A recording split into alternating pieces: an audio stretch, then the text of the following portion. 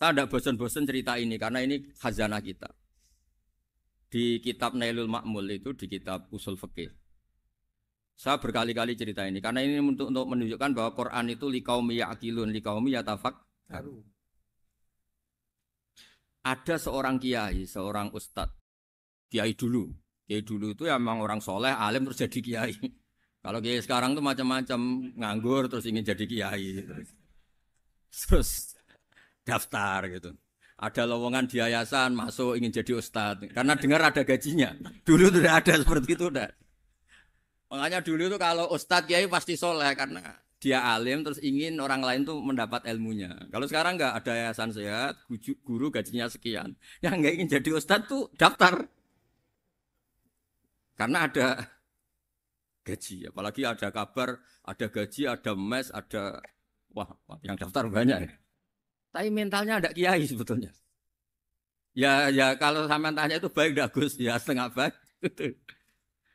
Ya maksudnya setengah baik ya ada baik ngajar itu kan baik. Tapi setengah saja karena motifnya itu nyari gaji bukan ingin mencerdaskan umatnya Rasulullah Shallallahu Alaihi Wasallam. Itu Imam Amudi itu guru matematika. Saya enggak bosan-bosan cerita ini. Guru matematika. Muridnya sampai takut ini masuk surga ndak. Kiai kok enggak ngajarin istighosa atau tahlil malah ngajarin apa? Matematika. Beliau meninggal terus muridnya tanya, "Ma fa'alallahu bik?" Kira-kira gitu. Apa yang dilakukan Allah? Allah nyambut Anda gimana? Terus kata Imam Amudi, "Bagus saya disuruh ngajar malaikat." Karena malaikat kan enggak pernah kayak anak begi gini ngaji gini. Malaikat tuh enggak pernah ngaji, dia iman saja karena tahu surga, tahu neraka terus iman gitu aja. Jadi imannya malaikat tuh enggak keren kita. Imannya loh ya. Loh itu yang ngendikan Nabi loh, tidak saya. Nabi pernah tanya sama sahabat, iman yang paling keren siapa? Jawabannya sahabat malaikat. Ya enggak, karuan malaikat iman. Dia yang tahu surga neraka, tahu segalanya, masa ada imannya pasti iman lah katanya. Terus ya para sahabat engkau iman ya wajar kan menangi saya, nemuin saya. Yang hebat itu orang-orang yang tidak melihat saya, tidak saya didik tapi tetap iman. Karena dididik akal, ya tadi dididik Quran, apa dididik Quran. Sama siapa? Teks bahasa Arabnya masa enggak? Terus Imam Amudi kata Allah, suruh dia ngajarin para malaikat cara menemukan saya. Malaikat dikumpulin terus Imam Amudi disuruh ngajar. Sama singkat kata-katanya Allah di mimpi itu. Istadilla ala wahdaniyati. Bihadrati malaikati. Tolong ajarkan cara menemukan saya padahal Anda ini manusia yang tidak melihat saya. Anda di Jakarta kan lihatnya gedung-gedung. Paling jadi khayal terus nikmat lah, Anda ikut punya tapi ikut nikmati. Itu orang desa-desa kalau ke Jakarta itu pokrol. Wah di Jakarta itu gedungnya tinggi-tinggi, tidak kayak kampung sini. Lu udah ikut punya, ikut bangga. Di Jakarta orangnya cantik-cantik, tidak kayak orang sini. Padahal dia ya dapat orang cantik gitu. Jadi Allah itu saking pinternya, miskin-miskin ya bisa berkhayal dan bahagia. Nah, itu alhamdulillah betul. Akhirnya itu apa ini anak-anak begini saya tak niati ngajar standar anak-anak akademik. Terus pertama yang diajarkan hanya bilang gini, sama siapa teknya? Ya malaikat wahi para malaikat.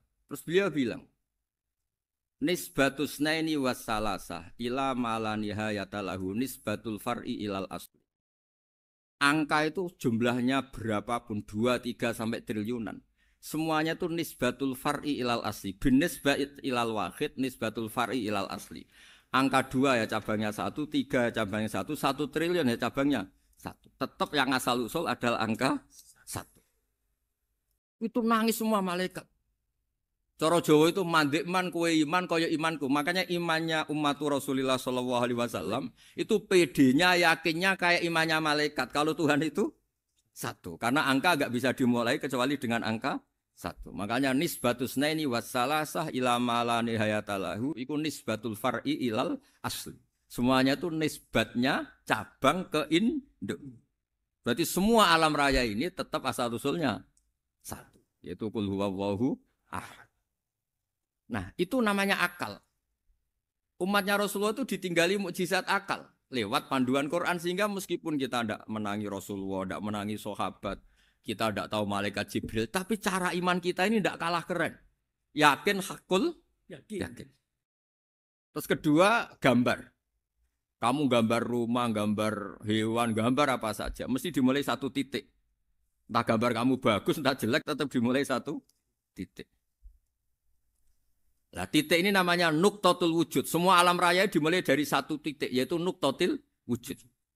Makanya Quran dimulai bismillah, dan bismillah itu dipilih sama Allah pakai pertama ba. Ba itu ada titik. Itu kata semua ulama. Itu titik itu singkatan dari bi kana makana wa bi yakunu mayakun. Karena saya semuanya ada. Bi itu karena saya. Jadi makanya santri-santri beki tidak usah bayangkan kamu jadi wali terus bisa terbang ke Mekah, tidak usah. Kalau terbang ke Mekah ya sudah umroh aja bayar. Kalau enggak ya maklaran KBH atau apa. Pokoknya cari gratis. Ya gratis kan ya. Dapat orang 10 gratis. Satu. Terus orang enggak umroh-umroh dirayu-rayu supaya umroh. Repot. Itu pelanggaran fikih itu. Kalau orang punya utang itu wajibnya nyaur utang dulu gitu. Wah repot. Saya itu juga sering bingung di kampung-kampung. Gus sama umroh. Kenapa? Dapat gratisan. Minta uang saja buat nyaur utang. Enggak boleh. Wah, secara fikih yang wajib itu nyaur utang bukan umroh. Enggak boleh Gus diminta uang, enggak boleh, harus umroh. Udah gitu saya ini bingung Gus mau umroh. Enggak nikmati. Kenapa? Disuruh ngajar Gus. Repot semua kalau ibadah mergawe ya jadi bingung semua. Ya saya mohon anak-anak BK semua yang seneng Quran itu harus seneng sampai kayak saya sehingga tahu mencari Tuhan dengan cara tauhid yang berbasis akal. Itu sedzahir imannya malaikat. Jika di klasmen iman itu manusia ulul ilmi, kita-kita yang nekuni ilmu itu nomor 1 prakteknya. Karena nomor 1 itu Allah karuan kan, syahidah Allah kan enggak tertandingi, syahidah wa annahu la ilaha illallah, terus wal malaikatu. Malaikat kan karuan karena langsung menyaksikan surga, dan ketiga apa? Wa ulul ilmi. Berarti prakteknya kan nomor 1. Kalau kompetitornya semuanya manusia, ulul ilmi nomor berapa? 1 kan? Nah nomor 3 kan dari Allah, malaikat, ulul ilm. Berarti kalau kompetisinya antar manusia nomor berapa? 1 kan?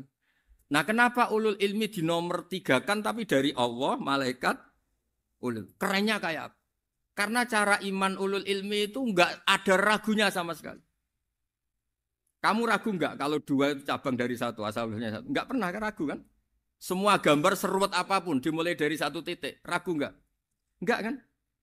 Nah, imannya umatnya Nabi karena dipandu oleh Quran itu seyakin itu, sehakul yakin itu. Nah, itu terus Jubair bin Mut'im jadi iman.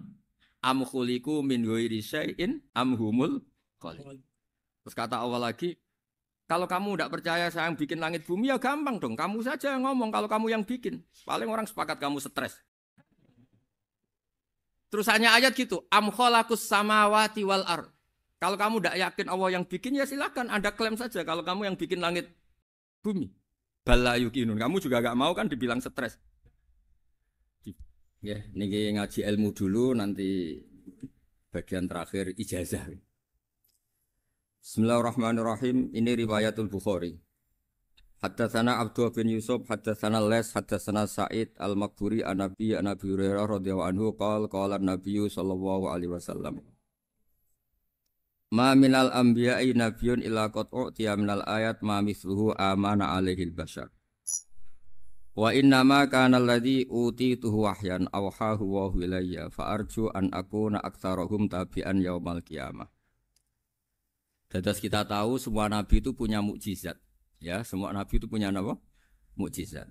Mukjizat itu hal yang luar biasa yang memastikan manusia itu tidak bisa menyainginya atau menandinginya. Dan rata-rata mukjizat Nabi dulu itu fisik. Misalnya ontanya Nabi Soleh itu kan onta tapi keluar dari batu, itu kan aneh. Aneh sekali.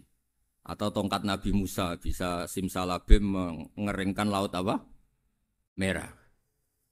Semua Nabi itu punya mukjizat dan semuanya berbentuk fisik. Kecuali mukjizatul Rasulullah Shallallahu Alaihi Wasallam itu berupa Al-Quran. Al-Quran itu konsep ilmiah. Terus kata Rasulullah SAW, tapi saya karena Quran itu justru berharap pengikutku besar dan sampai hari kiamat. Sekarang kita logika ya.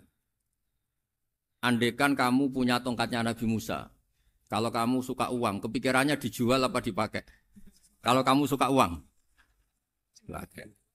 Kalau kamu ahli suudzon itu pikirannya ndak, ini asli ndak. Karena yang melihat di Turki itu ya sebagian gitu. Kalau yang suka perdukunan itu bayangkan tuh miliknya. Mungkin dipakai ngakali orang atau apa, pokoknya bayangkan tuh miliknya. Kalau yang kolektor pikirannya itu nanti ini laku berapa. Tapi kalau peneliti mungkin pikirannya itu ini asli apa ndak? Bukti aslinya apa? Repot lah. Lagi pula kalau kamu punya utang terus mau apa? Istri kamu marah mau apa? Kalau pakai tongkat. Nah, beda dengan mukjizatnya Quran itu semuanya apa? Ilmiah. Orang yang sedang harmonis dengan istri bisa pakai ayat di antara ayat-ayat Allah itu apa? Wa ja'ala bainakum mawaddatau warahmah. Nanti kalau ditakdir cerai, saya tidak menyarankan cerai. Kalau ditakdir cerai, itu masih dimotivasi sama Allah wa iyyatafarraqa yughnillahu kullam min sa'ati. Jika suami istri itu cerai, jangan-jangan suaminya dapat istri lebih baik, istrinya nanti dapat suami lebih baik. Jadi yang masa lalunya ada keprahara. Kan banyak orang suaminya meninggal ketika nikah lagi ditanya, kangen sama suami pertama, alhamdulillah ini lebih baik. Padahal suaminya yang meninggal itu berharap istrinya ini kangen, ternyata dia sudah syukur dapat suami yang lebih baik. Jadi Quran itu menunggui kita ila yaumil qiyamah. Kita tidak bunuh diri, itu ya barokahnya Quran. Karena problem apapun kita dinasihati apa sabar, apa dinasihati sabar. Kan nggak mungkin kamu pegang tongkatnya Nabi Musa, punya masalah apa saja ngelihat tongkat, bisa apa tongkat. Tapi kalau Quran kan nasihat, solusi. Makanya Nabi berharap dengan Quran ini, saya berharap pengaruh saya, pengikut saya terbanyak ila yaumil qiyamah. Terus beliau dikomentari begini sama, ini Fathul Bari, sarahnya Bukhari. Al-muradu anna mu'jizatil anbiya inqaradat binqiradi a'sorihim. Falam yusyahidha illa man hadaraha. Problem mukjizat nabi-nabi dulu itu kan fisik. Sehingga yang tahu kalau Nabi Soleh punya unta yang ajaib, itu yang tahu ya hanya yang hadir saat itu. Yang tahu kalau tongkat Nabi Musa bertuah, itu juga yang tahu hanya yang hadir saat itu. Selebihnya tahu tongkat ya di museum. Tapi kalau Quran menjadi solusi, menjadi panduan, menjadi pegangan itu ila yaumil qiyamah. Kita beri contoh ya Quran panduan yang paling gampang misalnya begini. Dulu ini cerita ya. Dulu itu ada orang kafir cerdas namanya Jubair bin Mut'im. Itu saking pinternya dia, pinter juga tokoh. Itu sebagai delegasi pembebasan Asra Badrin. Jadi tawanan-tawanan perang Badar itu mulai dulu ya ada negosiasi mau dibebaskan. Terus orang-orang kafir ini menugaskan namanya Jubair bin siapa? Mut'im. Ini ada di Bukhari.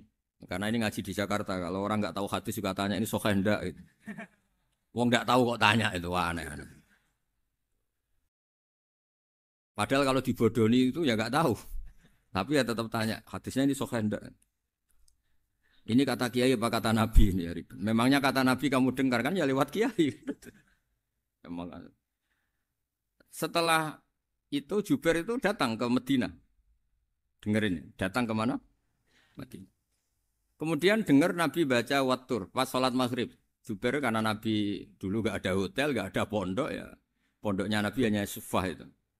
Nabi baca maghrib, bukan diskusi, bukan debat. Baca Wattur wa kitabi mastur firrokim mansur wal baitil ma'mur wasaqufil marfu wal bakhril masjur. Terus. Kemudian sampai pada titik ayat am khuliqu min ghairi syai'in. Masa manusia atau alam raya yang maujudat, yang nyata, yang wujud nyata. Kemudian asal-usulnya itu ketiadaan. Ini kan hadhil alam maujud. Alam ini kan nyata. Masa sesuatu yang nyata, penciptanya itu tidak nyata. Jadi nggak mungkin ada faham nihilisme. Kalau faham nihilisme berarti melahirkan teori begini. Al-adamu yakhluqu maujudan. Sesuatu yang tidak ada, menciptakan yang itu kan akal nggak bisa nerima. Kalau sesuatu ini ada, penciptanya pasti ada. Terus akhirnya Jubair bin Mut'im itu simpuh di depan Rasulullah terus bilang, ya Muhammad kada qalbi ayatir. Hampir saja hati saya terbang. Kalau riwayatnya Imam Ahmad, faka'an nama sudi akol bihati saya dihancur. Semua teori yang saya bawa untuk ngelawan kamu, sekarang luluh semua, hancur semua. Yang benar adalah teori Anda, bahwa Tuhan itu satu, dan Tuhan itu ada sebelum semua makhluk. Coba kalau Nabi Muhammad ada Jubair bin Mut'im terus menyembunyikan tongkat dekat mihrab, terus dilihat ini apa. Paling pikirannya ini dari kayu apa. Terus yang bentuk tongkat itu tukang pemahatnya siapa? Kok kurang keren kalau di Blitur gimana ya? Kan malah panjang. Kira-kira kalau mukjizat itu dari tongkat itu malah panjang. Panjang lah pokoknya panjang. Lagi pula kamu coba kan nggak ngarah mandi. Itu yang mandi kan nabinya bukan tongkatnya. Coba tongkatnya Nabi Musa coba anak-anak beki itu. Dipakai mukul kucing aja tidak mesti mati itu. Jadi nggak jelas mukjizat-mukjizat seperti itu nggak. Tapi kalau Quran menunggui sampai saking hebatnya Quran, teori rasionalitas, soal kampanye di mana-mana. Tingkat validitas, tingkat kebenaran Quran. Itu bahkan bisa diuji tanpa membuktikan. Tanpa apa? Cukup pakai akal. Ya, terus saya teruskan. Fala yamurru terus al-murad anna mu'jizatil anbiya in qaradat bin qidari asam wa mu'jizatul Quran mustamirratun ila yaumil qiyamah. Wa kharquhu lil adat fi uslubihi wa balaghatihi wa ikhbarihi bil maghibat. Terus kata ini yang ngarang Fathul Bari sarahnya Imam Bukhari. Fala yamurru asrun minal a'sar illa wa yadharu fihi syai'un mimma akhbaru bi annahu sayakun yadullu ala sihhati da'wahu. Wa hadza aqwal muhtamilat. Wa takmiluhu fil ladzi ba'da. Wa qilani ya. Anal al-makna anal mu'jizat al-madiyah kanat khissiyatan tusyahadu bil absar kana qati Shalih wa asa Musa. Mukjizatnya nabi-nabi dulu itu hanya penyembuh, hanya pelengkap, hanya nuruti keinginan mata. Seperti dahsyatnya apa? Laut Merah di sebelah apa dipukul sama tongkatnya Nabi siapa? Itu semuanya itu hanya memanjakan mata. Urusan mata. Terus wow itu. Tapi kalau mukjizatnya Nabi Muhammad itu berdasar akal. Maksudnya berdasar akal nih dengerin ya. Dengerin betul. Ketika Laut Merah terus tersibak kan wow itu keren kan? Terus kita bilang menyimpulkan, wah kita tidak akan mampu. Itu bodoh sekali kesimpulan kita tidak akan mampu. Meskipun bikin nyamuk Anda juga tidak mampu. Loh untuk memutuskan tidak mampu saja kok sampai pertunjukan seperti itu tuh laopo, cek goblok gitu. Nah kalau kita karena umat yang pinter untuk memaksa kita nggak mampu, Allah bilang innallaha la yastahi ayadriba mathalam ma ba'ud. Kita melihat nyamuk langsung berkesimpulan tidak mampu. Saya berkali-kali cerita nyamuk itu sudah kecil, masih punya urat, uratnya kayak apa? Masih punya kuman, kumannya seberapa? Ya enggak? Nyamuk itu kecil, punya organ tubuhnya punya urat. Itu kalau kamu pinter, antara tongkatnya Nabi Musa menyibak Laut Merah sama nyamuk itu sama-sama berkesimpulan melahirkan satu faham bahwa kita tidak. Loh, untuk memaksa tidak mampu saja kok nunjuk pertunjukan ada onta keluar dari batu. Nakotu Shalih, ada tongkat yang bisa mengeringkan laut. Cek goblok ya. Lah kita alhamdulillah ada jenis goblok yang seperti ini. Untuk ikrar bahwa Allah itu hebat ala kulli syai'in cukup lihat nyamuk. Kagum kan? Sudah tidak usah bikin hidup. Saya berkali-kali mencontohkan. Para pemahat tak suruh bikin patung gajah itu mampu. Tak suruh bikin patung nyamuk kalau bisa. Nyari materi dari apa? Gampang mana bikin patung gajah sama patung nyamuk? Gajah, makanya Allah bikinnya contoh itu untuk ijaz itu pakai nyamuk bukan pakai gajah. Itu kalau ustadz-ustadz yang agak jorok malah contohnya nyamuk Gus. Itu kecil. Itu kayak apa? Di dalamnya dia hamil. Itu anaknya kecil lagi, telurnya kecil lagi itu gimana itu cara bikin itu? Makanya di sini ini ada kitab Itqan, itu komentarnya itu lucu. Ini kitab Al-Itqan karangannya Imam Suyuti. Ini persis komentar saya tadi ya. Kata Imam Suyuti, pengarang kitab Itqan, wa ya imma khissiyah wa imma aqliyah. Jadi mukjizat itu ada yang fisik, bisa dilihat indra, panca indra, bisa dilihat akal. Wa aktsaru mu'jizati Bani Israil kanat khissiyah li baladatihim. Bilada itu goblok. Wakil lati basoirihim. Dasar wong goblok. Mukjizat kok ngenteni sing wow. Maksudnya dasar wong untuk ngakui Allah hebat saja kok nunggu hal-hal yang seperti itu. Paham? Mergo likil lati napa aklihim. Wa aksaru mu'jizati hadil ummah akliyatun li farati dzakaihim wa kamali afwahihim. Dan mukjizatnya umat ini semuanya berdasar akal karena sudah cerdas. Jadi andekan kita melihat tongkatnya Nabi Musa menyibak Laut Merah dengan melihat nyamuk, kesimpulan kita sama. Sama-sama wow, sama-sama keren, sama-sama memastikan kita tidak mampu. Makanya terus Quran menerangkan ya wa ma min dabatin fil ardi wala ta'iri yatiru bi janahihi illa umamun amsalukum. Jadi keseharian kita lihat burung kok terbang. Itu sudah ayatun min ayatillah. Paham nggih? Dados niki kudu bangga ditunggoni napa Quran, nggih ditunggoni napa Quran. Wa mu'jizatul Quran tusyahadu bil basirah fayakunu mayatabi'u li ajlihi aksar. Terus li annal ladzi yusyahadu bi ainir ra'si yang qaridu bingkiradi musyahidi. Sesuatu yang tampilan dahsyatnya itu disaksikan mata, maka itu bisa habis. Era tongkat Nabi Musa seperti itu habis enggak? Bisa mengeringkan Laut Merah, habis kan? Tapi era mukjizatnya Quran ila yaumil qiyamah. Ya contoh sosial, saya kembali lagi ke sosial. Kamu punya teman awet atau punya istri awet, itu konsepnya ya wal kadhiminal ghaidh, agak gampang tersinggung. Coba kalau kamu setiap tersinggung putus, setiap tersinggung habis, kamu tidak punya teman, tidak punya istri. Sampai kita awet seperti ini, kalau kecewa ya wal kadhiminal ghaidh, ngempet. Termasuk saya ini, biasanya ngaji khusus terus baca gini ya kecewa. Tapi barokahnya diwarai Quran wal kadhiminal ghaidh, ngempet Gus, ngempet. Terus kecewa sama teman, kenapa tidak putus? Karena wal afina Aninna sudah kalau kecewa maafkan. Coba kalau kita kecewa presiden demo, kecewa menteri demo, kecewa orang tua minggat. Ya kalau dicari, kalau tidak kan malu. Saya itu punya teman tak tanya, kecewa Gus sama bapak itu. Kenapa tidak minggat? Malu. Kenapa malu? Takut gak dicari. Itu orang tuh paling malu itu kalau keluar dari rumah nggak di. Saya punya teman lagi, saya ini takut mati Gus. Kenapa? Takut istri saya tidak nangis Gus. Itu kematian terburuk itu kalau mati tahu istrinya ada nangis, itu malu betul itu.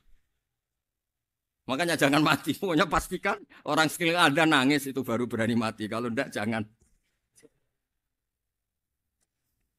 Ya jadi mukjizatnya Nabi itu luar biasa. Nah ini terus saya teruskan ya, makanya mukjizat terbesarnya Nabi adalah Al-Quran. Karena Al-Quran itu cerita tentang hukum-hukum akal, cerita tentang logika-logika peradaban. Misalnya logika peradaban, contoh paling gampang. Di Quran itu ada sekian ayat yang Allah cerita peradaban. Misalnya wa ahsinu innallaha yuhibbul muhsinin. Itu dikutip terus kemudian disimpulkan dalam peradaban. Kata Sayyidina Ali karramallahu wajhah ngendikannya gampang. Ahsin man syi'ta takun amirah. Kamu berbuat baik saja sama seseorang, maka otomatis kamu akan jadi pemimpinnya. Ada orang nggak tamat SD, nggak tamat papa, gobloknya minta ampun. Tapi karena gaji seorang pakar, kamu tak gaji 1 bulan 1 miliar, perusahaan saya jadikan besar. Itu dikongkan ngalor ngidul ya nurut. Hanya karena dia ihsan. Terus wastaghni amman syi'ta takun nadhira. Saya ulang lagi. Wastaghni amman syi'ta takun nadhira. Dan kamu jangan butuh orang lain, siapapun dia, maka kamu akan setara.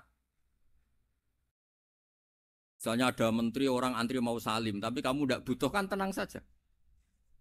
Tapi kalau kamu butuh, habis kamu.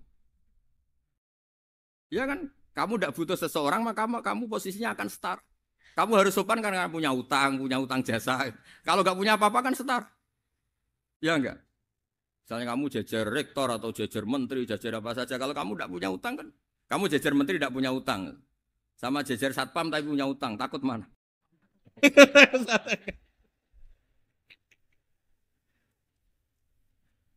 Kalau butuh itu mesti kalah kan? Ada pejabat misalnya nggak begitu cantik sama perempuan cantik yang kamu butuh ingin dicintai, takut mak. Padahal nggak jelas orang ini pangkatnya apa. Jadi dalam hukum sosial itu kata Sidin Ali wastahni aman syi'ta takun nadhira. Kamu jangan butuh seseorang maka kamu akan setara. Terus yang terakhir wahtas ilaman syi'ta takun asiro. Asiro pakai sin. Dan silahkan butuh seseorang maka kamu akan jadi budak dia. Ya coba misalnya Anda seorang profesor, seorang alim, seorang kiai top. Misalnya mencintai janda di ujung kampung sana, jalan kaki 2 kilo. Padahal itu gak tamat SD. Tapi gara-gara seneng, kacau kan. Logika kepangkatan hilang semua kan. Jadi itu hukum peradaban. Itu mewakili isi-isi sosial yang diterangkan Quran. Ya, jadi paketnya 3 tadi ya. Ahsin man syi'ta takun amiro. Kamu berbuat baik sama seseorang maka kamu bisa memimpin. Wastahni amman syi'ta takun nadhira. Kamu jangan butuh seseorang maka kamu akan setara. Bok kamu ketemu orang terkaya di dunia. Yo ketemu orang terkaya di dunia, kamu jejer, kamu tidak butuh dia. Tenang kan bisa setara kan? Tapi kalau butuh harus sopan, ngajukan proposal, harus berakhlak karimah. Makanya sekarang Anda kok berakhlak kenapa? Ternyata mau nyalek. Biasanya Anda berakhlak kok berakhlak. Ada apa ini? Makanya guyonan di Rembang itu Beb Husain itu. Kalau ada orang mendadak sopan sama temannya, temannya curiga. Kok tumben sopan? Mau utang ya?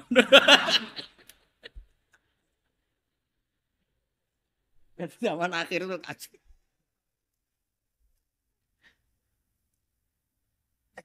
Ya di semua daerah gitu ya sama Pak Rektor ya. Kalau ada teman biasanya nggak sopan kok sopan, itu temannya curiga. Ini Pak Rektor UI ikut kaji. Kok tumben sopan? Ada apa ya? Karena di mana-mana orang butuh itu pasti beretika. Kamu punya teman paling berdua. Kalau mau utang berakhlak gak? Atau misalnya kamu punya adik cantik terus punya teman berdua. Kalau cinta adik kamu berakhlak gak? Biasanya nggak sama sekali nggak berakhlak. Gara-gara butuh menjadi berakhlak. Ya jadi hukum sosial itu ya kuncinya 3 tadi. Ahsin man syi'ta takun amira. Wastahni amman syi'ta takun nadhira. Terus wahtas ila man syi'ta takun asira. Kalau kamu butuh seseorang pasti kamu dibikin hina. Asir itu tawanan. Nah, Quran itu bicara sosial itu lengkap. Dan itu yang nunggui kita. Kita punya tetangga yang kurang baik, ya seneng. Punya tetangga baik, ya seneng. Kata Imam Syafi'i, saya berkali-kali cerita. Kok seneng semua Imam Syafi'i? Ya bagus lah. Kalau yang seneng saya enak lah. Dijak jagongan, dijak ngopi enak. Yang enggak seneng saya, gak ngarah utang. Uang itu nak, kamu punya tetangga gak seneng kamu. Aman kan? Aman. Gak akan pinjem uang kan, pinjem mobil. Enggak seneng kok. Makanya Imam Syafi'i itu kalau ngedikan luar Syafi'i, diceritain orang. Ya Aba Abdillah bagiannya. Ya Aba Abdillah orang itu gak seneng kau. Bagus lah. Loh kenapa bagus? Waman asa'a ilaika faqad atlaqaka. Orang yang enggak seneng kamu maka membebaskan kamu. Enggak akan pinjam uang, pinjam mobil, enggak akan ganggu waktu kamu kan enggak seneng. Justru yang seneng-senengi masalah pinjam terus. Imam Syafi'i itu orang yang anggap dunia itu selesai. Ada yang cerita, ya Aba Abdillah, orang yang tadi cium tangan engkau, yang hormat engkau di luar maki-maki engkau, ngerasain engkau, ngata-ngatain engkau. Ya bagus lah. Kok bagus gimana? Berarti saya wibawa, depan saya tidak berani. Berarti saya wibawa, di depan saya tidak berani. Berarti itu makomnya sudah kulillah, sumadarhum fi khawdihim, ya labun, sudah dunia itu selesai, sudah agak penting semua. Nah itu kalau kamu anak-anak beki ahli Quran, sudah ayatnya kulillah, sumadarhum fi khawdihim, ya labun, sudah lihat Allah saja agak penting, makhluk-makhluk itu. Dah makhluk semua agak penting, sepenting Allah. Nah, kita ini ditunggoni mukjizat seperti itu. Bayangkan misalnya kita ditunggoni tongkatnya Nabi Musa.